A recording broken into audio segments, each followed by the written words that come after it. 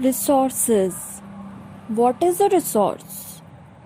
Anything that can be used to satisfy a need is a resource.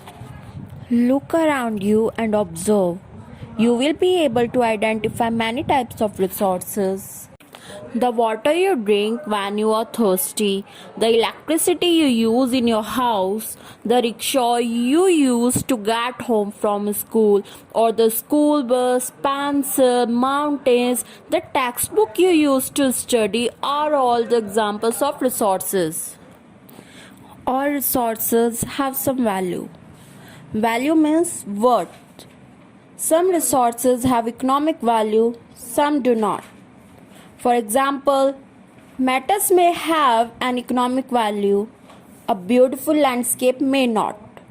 But both are important and satisfy human needs also. So, some resources can become economically valuable with time. Your grandmother's home remedies have no commercial value today. But if they are patented and sold by a medical firm tomorrow, they could become economically valuable. Types of resources. Resources are generally classified into natural, human made, and human resources. Natural resources. Resources that are drawn from nature and used without much modification are called natural resources. Example: the air we breathe, the water we get from rivers and lakes, the soil, minerals are the examples of natural resources. Many of these resources are free gifts of nature and can be used directly. Example: water. We use water in our daily life. In some cases, tools and technology may be needed to use a natural resource in the best possible way. If we take the example, then wood. Wood is a natural resource which we get from the plants, but with time and technology, we can convert it into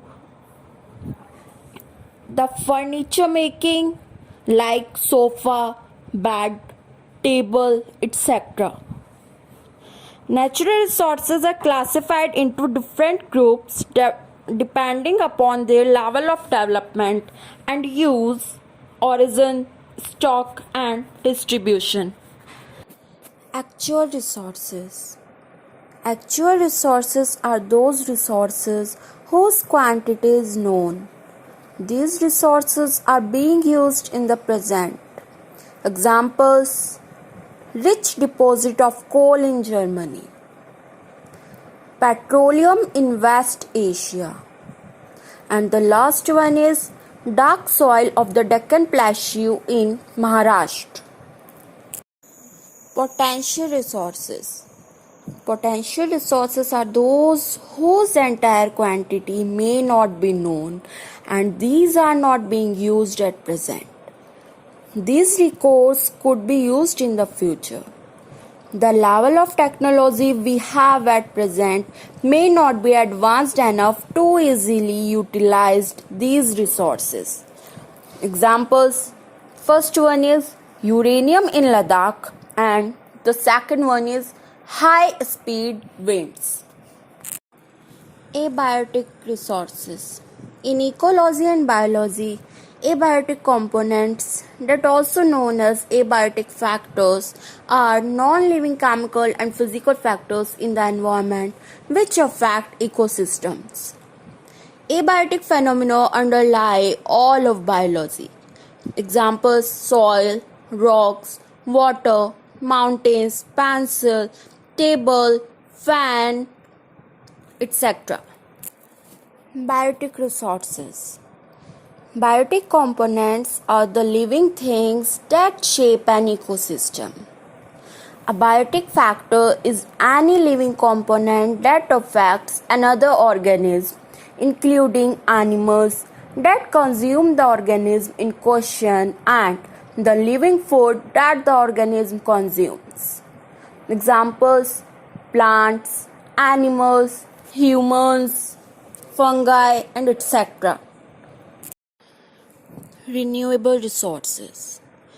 Renewable resources are natural resources that can be replenished in a short period of time, like solar, wind, water, geothermal, and biomass.